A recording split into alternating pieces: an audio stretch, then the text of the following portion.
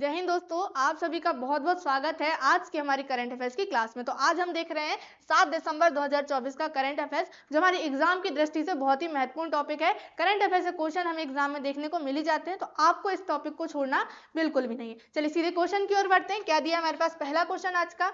क्या है क्वेश्चन?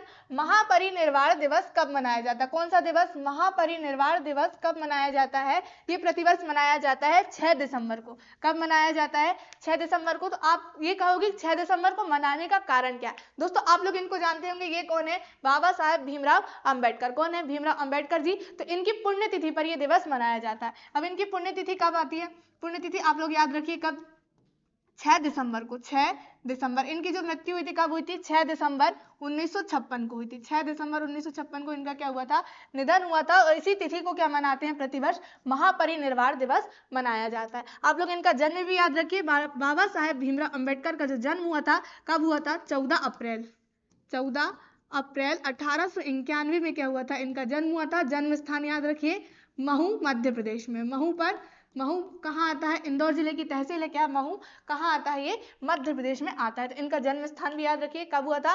14 अप्रैल 1891 में इनका जन्म हुआ था। इनकी पुण्यतिथि 6 दिसंबर। अब 6 दिसंबर 1956 को इनको क्या हुआ था? निधन हुआ था। तो इसी दिन क्या मनाते हैं? प्रतिवर्ष महापरिनिर्वाण दिवस मनाते हैं। ये कौन है दोस्तों? संविधान निर्माता। इन्हें हम क्या कहते हैं? संविधान निर्माता इन्हें कहा जाता है।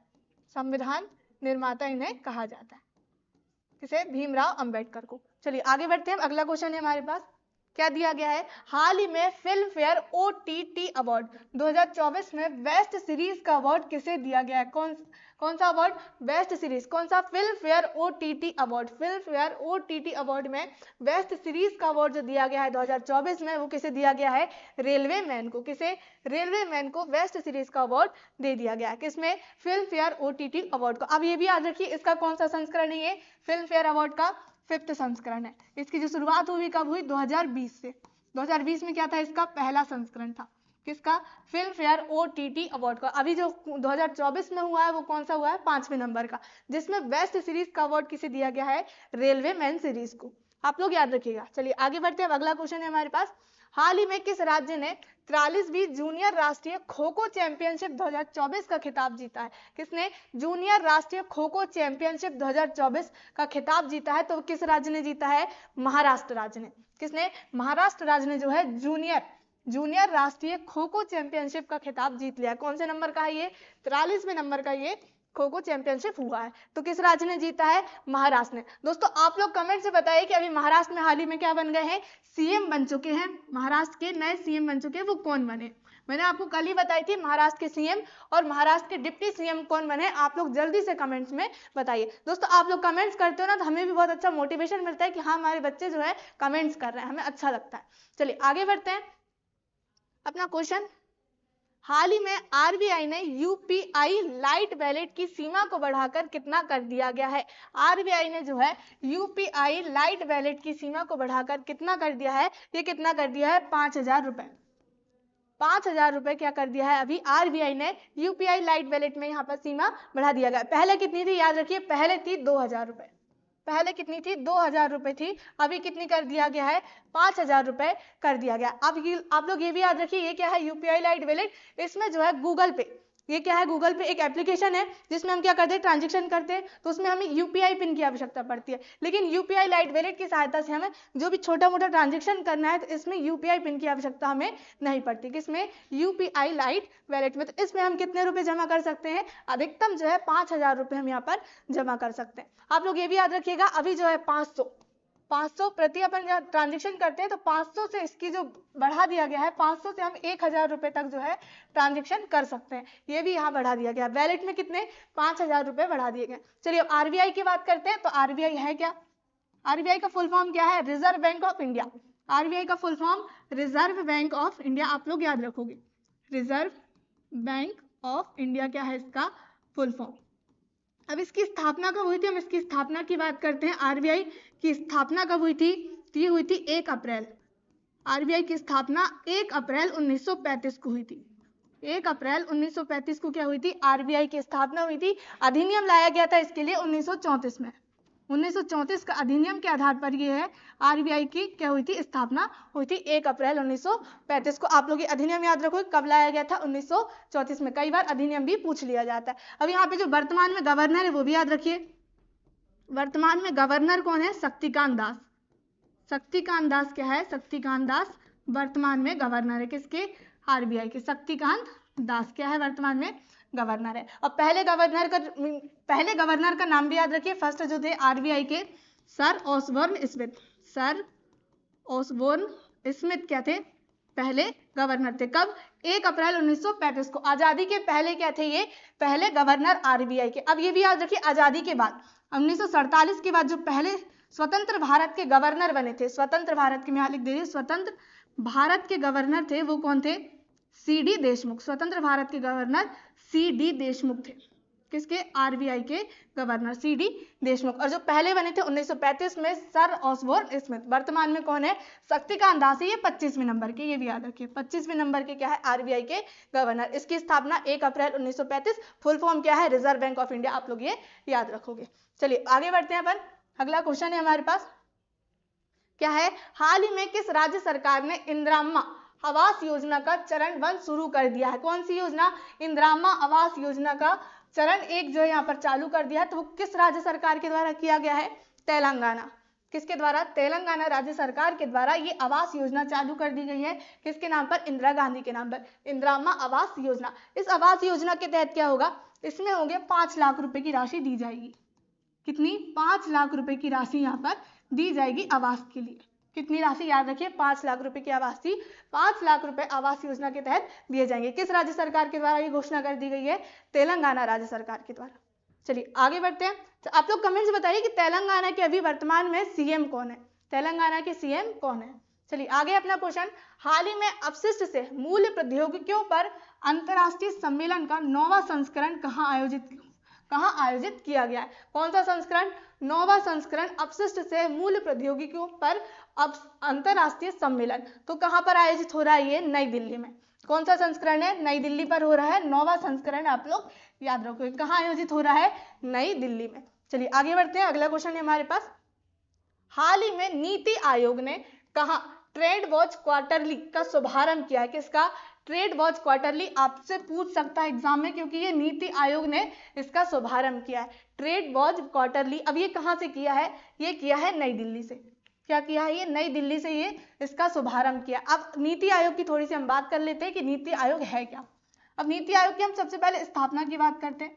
तो नीति आयोग की स्थापना कब हुई थी, 1 जनवरी को। 1 जनवरी 2015 को क्या हुई थी, इसकी स्थापना हुई थी। और इसकी स्थापना योजना आयोग के स्थान पर हुई थी। योजना आयोग को पहले हटाया गया 2014 में और उसके स्थान पर क्या लाया गया, नीति आयोग यहाँ पर लाया गया। तो इसकी स्थापना कब हुई, 1 जनवरी 2015 को हुई। और उस समय जो अध्यक्ष थे, अब इसके आप लोग याद रखेंगे, नीति आयोग के जो अध्यक्ष होते हैं वो कौन होते हैं, पदेन प्रधानमंत्री। जो ये वर्तमान में क्या होंगे, पदेन प्रधानमंत्री होंगे, इसके क्या होंगे, अध्यक्ष होंगे। तो 2015 में भी कौन थे, नरेंद्र मोदी। तो पहले भी वही है और अभी वर्तमान में भी वही है। नरेंद्र मोदी क्या है, नीति आयोग के अध्यक्ष नरेंद्र मोदी। इसकी स्थापना 1 जनवरी 2015। और यहीं पे हम बात करते हैं किसकी, थोड़ी सी योजना आयोग की। योजना आयोग, अब योजना आयोग की स्थापना कब हुई, तो योजना आयोग की स्थापना हुई थी 15 मार्च 1950 को क्या हुई थी, योजना आयोग की स्थापना हुई थी। अब इसे समाप्त कब किया गया, ये भी याद रखिए। समाप्त करने की तिथि तो 14 अगस्त। कई जगह 14 मिलता है, कई जगह क्या मिलता है, 15 अगस्त मिलता है। तो आप लोग दोनों यहाँ पर याद रखोगे, 14 या 15 अगस्त, 14 या 15 अगस्त 2014 को क्या किया गया, योजना आयोग को समाप्त कर दिया गया। और योजना आयोग समाप्त हुआ और उसके बाद क्या हो गया, नीति आयोग का गठन हुआ 1 जनवरी 2015 को। अभी जो अध्यक्ष है वर्तमान में वो कौन है, नरेंद्र मोदी। और पहले भी कौन थे, नरेंद्र मोदी ही थे। और वर्तमान में हम यहाँ पे सीईओ की बात करते हैं। वर्तमान में कौन, सीईओ, मुख्य कार्यपालन अधिकारी जो है वर्तमान में, तो वो कौन है, वो उनका नाम याद रखिए आप लोग, क्या नाम है, वीवीआर सुब्रमण्यम। इनका क्या है ये नाम, कौन है वर्तमान में, सीईओ, मुख्य कार्यपालन अधिकारी। अब यहाँ पे उपाध्यक्ष की भी बात करते हैं। इसके क्या होते हैं, एक उपाध्यक्ष होता है। तो वर्तमान में जो उपाध्यक्ष है सुमन बेरी, के सुमन बेरी कौन है, नीति आयोग के उपाध्यक्ष। नीति आयोग के कौन है? उपाध्यक्ष। और CEO BVR सुब्रमण्यम। अध्यक्ष कौन है? नरेंद्र मोदी। ये आप लोग याद रखोगे इतनी जानकारी। चलिए आगे बढ़ते हैं। अब अगला क्वेश्चन में हमारे पास, हाल ही में गूगल ने भारत में कहा गूगल सेफ्टी इंजीनियरिंग सेंटर, कौन सा centre? Google safety engineering centre स्थापित करने की घोषणा की है। ये कहाँ पर? ये की है हैदराबाद में। कहाँ पर? हैदराबाद में जो है गूगल ने गूगल सेफ्टी इंजीनियरिंग सेंटर यहाँ पर स्थापित करने की घोषणा कर दी है। किस राज्य में? हैदराबाद राज्य में। चलिए आगे बढ़ते हैं। अगला क्वेश्चन है हमारे पास, क्या दिया गया? हाल ही में किसानों को डिजिटल सेवाओं की त्वरित डिलीवरी के लिए आश्रय सेवा, कौन सी सेवा? आश्रय सेवा केंद्र प्रारंभ करने की घोषणा किसने की है? तो किस सरकार के द्वारा किया गया है? वो किया गया है केरल सरकार के द्वारा। किसके द्वारा? केरल सरकार के लिए, कि किसानों को डिजिटल सेवा यहाँ पर उपलब्ध कराई जाएगी। किसानों के डिजिटल सेवा के लिए, किसानों के डिजिटल सेवा के लिए ये जो है आश्रय सेवा केंद्र बनाया गया। आश्रय सेवा केंद्र, अब नाम याद रखिए, आश्रय सेवा केंद्र यहाँ पर चालू किया गया है। आश्रय सेवा केंद्र यहाँ पर प्रारंभ किया गया। कहाँ पर? केरल राज्य में। किसके लिए? किसानों की डिजिटल सेवाओं के लिए। चलिए आगे बढ़ते हैं। अगला क्वेश्चन है हमारे पास, हाल ही में किस देश में अविश्वास प्रस्ताव पारित होने के कारण प्रधानमंत्री को इस्तीफा देना पड़ा है? तो किस देश में अविश्वास प्रस्ताव लाया गया है और उसके कारण जो है प्रधानमंत्री को इस्तीफा देना पड़ा है? तो वो किस राज्य का है? फ्रांस।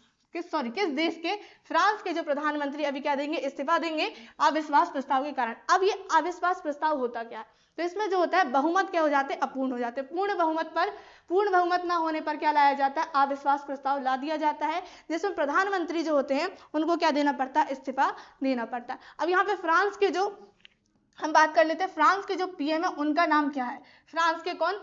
PM का हम यहाँ पर नाम बात कर लेते हैं, तो वो कौन है? Michel vernier. मिशेल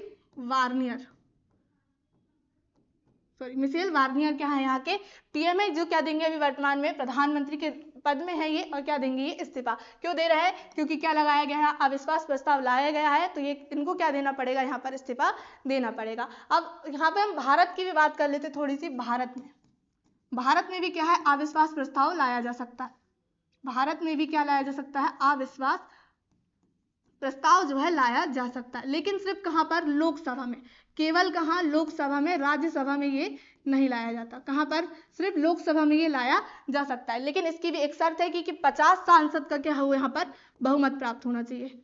50 सांसद यहाँ पर क्या दे? समर्थन दे दे, तो क्या हो जाएगा? लोकसभा में अविश्वास प्रस्ताव जो है यहाँ पर लाया जा सकता है। कहाँ पर? हमारे भारत में। अभी क्या हुआ है? किस देश में? फ्रांस में अविश्वास प्रस्ताव पारित हो गया है, और कौन प्रधानमंत्री है वहां के? मिशेल वार्नियर क्या देंगे? अभी इस्तीफा देंगे। ये आप लोग याद रखोगे। चलिए आगे बढ़ते हैं। अगला है हमारे पास, हाल ही में वैश्विक प्लास्टिक संधि पर बैठक कहाँ हुई है? अब ये बैठक कहाँ हुई है? ये हुई है बुसान में। कहाँ पर हुई है? ये बुसान में क्या हुई है? ये बैठक हुई है विश्व प्लास्टिक संधि पर, ये बैठक हुई है। अब इसमें क्या हुआ है बैठक में? कि प्लास्टिक पर, किसमें? प्लास्टिक पर पूर्ण रूप से प्लास्टिक पर पूर्ण प्रतिबंध लगाने की यहाँ पर बात हुई है। पूर्ण प्रतिबंध लगाने की यहाँ पे क्या हुई थी? बात हुई थी। लेकिन जो बैठक हुई ये क्या हो गई? विफल। बैठक क्या हो गई? विफल हो गई है। अब वो क्यों हुई है? उसका कारण क्या है? कि जो विकासशील देश है, विकासशील देशों ने इसमें क्या कर दिया है? मना कर दिया है कि अभी प्लास्टिक पर पूर्णतः बैन नहीं लगाया जा सकता। किसने? विकासशील देशों के द्वारा ये मना कर दिया गया। विकासशील देशों ने इसे मना कर दिया गया। विकासशील देशों के द्वारा मना कर दिया गया, या इसे अस्वीकार कर दिया गया है। किसे? प्लास्टिक पर पूर्ण प्रतिबंध लगाने पर। चलिए, तो हमारा आंसर यहाँ पर क्या आ जाएगा? किस देश में हुई ये बैठक? बुसान में हुई है, और ये बैठक जो है यहाँ पर विफल हो चुकी है। चलिए आगे बढ़ते हैं। अगला क्वेश्चन है हमारे पास, हाल ही में किस देश के राष्ट्रपति ने अपने बेटे को क्षमादान दिया है? किस देश के राष्ट्रपति ने अपने बेटे को जो है क्षमादान दिया है? ये किस देश के हैं? ये है USA के, यूनाइटेड स्टेट ऑफ अमेरिका। तो अमेरिका के जो अभी राष्ट्रपति वो कौन है? अमेरिका के राष्ट्रपति अभी कौन है? जो बाइडेन है। लेकिन जो अभी राष्ट्रपति चुनाव हुए थे उसमें डोनाल्ड ट्रंप ने क्या है यहाँ पर राष्ट्रपति चुनाव में यहाँ पर विजय हासिल कर ली है, लेकिन अभी उन्होंने शपथ ग्रहण नहीं की। आप लोग याद रखिए कि डोनाल्ड ट्रंप ने भी शपथ यहाँ पर ग्रहण नहीं की है। डोनाल्ड ट्रंप ने अभी शपथ ग्रहण नहीं की, और ये कब करेंगे? डोनाल्ड ट्रंप 20 जनवरी को ये क्या करेंगे? शपथ ग्रहण करेंगे। तो अभी वर्तमान में जो राष्ट्रपति है वो कौन है? Joe Biden. वर्तमान में जो राष्ट्रपति है वो कौन है? जो बाइडेन है। और इन्होंने क्या किया है? क्षमादान की शक्ति दी है। किसे क्षमादान दिया है? अपने बेटे को। किसे दिया है? अपने बेटे को ही क्या दिया है? क्षमादान दिया है। इन्होंने अपनी शक्तियों का हम कहें गलत रूप से यूज किया, क्योंकि उन्होंने अपने बेटे को क्या दिया है? क्षमादान दिया है। अब राष्ट्रपति क्षमादान दे देता है तो कोई भी यहाँ पर आवाज नहीं उठा सकता, क्योंकि ये राष्ट्रपति के पास अधिकार होता है कि वो क्या कर सकता है? किसी को भी क्षमादान दे सकता है। ये हमारे भारत में भी है, क्षमादान की शक्ति हमारे भारत में भी दी गई है। अब यहाँ पर हमारा जो आंसर आएगा वो क्या आएगा? यूएसए की। यूएसए के राष्ट्रपति कौन? Joe Biden. इन्होंने अपने पुत्र, हम कहें अपने बेटे कौन थे? अपने बेटे पर क्या कर दिया गया है? क्षमादान दे दिया। अब उसको बेटे का अपराध क्या था वो भी आप लोग जानिए। बेटे का जो अपराध था, उनने क्या रखा था? गन रखने के लिए। गन रखने का क्या किया था उसने? गन रखने का अपराध किया था। गन रखने का किसने अपराध किया था? जो बाइडेन के बेटे ने गन रखने का अपराध किया था, लेकिन राष्ट्रपति वो थे जॉन बाइडेन, तो उन्होंने क्या कर दिया? क्षमादान दे दिया। तो हमारा आंसर क्या आ जाएगा? ये यूएसए। यूएसए के क्या है? राष्ट्रपति। अब आप लोग ये भी याद रखिए, भारत में क्या? भारत के राष्ट्रपति को क्षमादान की शक्ति किस आर्टिकल में दी गई है? भारत के राष्ट्रपति को जो क्षमादान की शक्ति दी गई है तो संविधान में वर्णित है, तो ये किस आर्टिकल के तहत है? ये आर्टिकल 72 में दिया गया। आर्टिकल 72 में ये दिया गया। अब राज्यपाल को भी ये शक्ति दी गई है, राज्य के राज्यपाल को भी क्षमादान करने की शक्ति है, तो ये किस आर्टिकल में है? ये 161 में। 161 में ये प्रावधान दिया गया है कि राज्यपाल जो है क्षमादान कर सकता है। चलिए अब आगे बढ़ते हैं अगले क्वेश्चन की ओर। हाल ही में दुनिया के पहले स्वचालित उपग्रह का सफल प्रक्षेपण किसने किया है? स्वचालित उपग्रह का सफल प्रक्षेपण किसने किया है? ये किसने किया है? चीन ने किया है। किसने? चीन के द्वारा दुनिया के पहले स्वचालित उपग्रह का सफल प्रक्षेपण किया गया है। किसके द्वारा? चीन के द्वारा। आप लोग याद रखोगे। चलिए, हाल ही में असाध्य रोग के संदर्भ में असिस्टेड डाइंग बिल किसने प्रस्तुत किया है? कौन सा बिल? असिस्टेड डाइंग बिल जो है यहाँ पर प्रस्तुत किया है। तो किस देश ने यहाँ पर प्रस्तुत किया है? तो ये किया है चीन ने। किसने किया है? चीन ने जो है असाध्य रोग के संदर्भ में असिस्टेड डाइंग बिल प्रस्तुत किया है। अब ये बिल है क्या? अब ये बिल भी याद रखिए, ये क्या है? इच्छा मृत्यु का अधिकार। इच्छा मृत्यु का अधिकार यहाँ पर दे दिया गया। इच्छा मृत्यु का अधिकार दे दिया गया। किसके द्वारा? ये चीन के द्वारा दे दिया गया है असाध्य रोगी के संदर्भ में कि वह इच्छा मृत्यु का अधिकार रख सकता है। अब ये असाध्य रोग है क्या? आप लोग असाध्य रोग भी समझिए। ये क्या है? असाध्य रोग। असाध्य रोग क्या है? तो ये क्या है? जिसका कोई इलाज संभव नहीं है। जिसका कोई इलाज जो है संभव नहीं है, उसे क्या कहते हैं? असाध्य रोग कहते हैं। इसके संदर्भ में जो है इच्छा मृत्यु का अधिकार दे दिया गया है, जिसमें क्या होगा? इसमें भी एक आयु भी निर्धारित की गई है। आयु भी आप लोग ध्यान रखिए, 18 वर्ष की आयु, 18 प्लस जो होंगे व्यक्ति वो कह सकते हैं ये अधिकार उनको प्राप्त होगा इच्छा मृत्यु का। लेकिन इसमें यह भी कहा गया है यदि कोई असाध्य रोग है, उसका कोई इलाज नहीं है और वो 6 महीने के अंदर उसकी गारंटी है कि वो मरण अवस्था या हम कहें मृत्यु को प्राप्त हो जाएगा, तो इस स्थिति में उसे क्या दिया गया? इच्छा मृत्यु का अधिकार दिया गया है कि वह अपने इच्छा अनुसार क्या कर सकता है? मृत्यु को प्राप्त कर सकता है। तो किस देश ने कहा है? तो ऐसे चीन के द्वारा ये बिल जो है पास कर दिया गया है। तो दोस्तों ये थे आज के हमारे इंपॉर्टेंट क्वेश्चन जो हमने यहाँ पर देखते हैं। तो हम मिलते हैं अगली क्लास में ऐसे अच्छे क्वेश्चनों के साथ।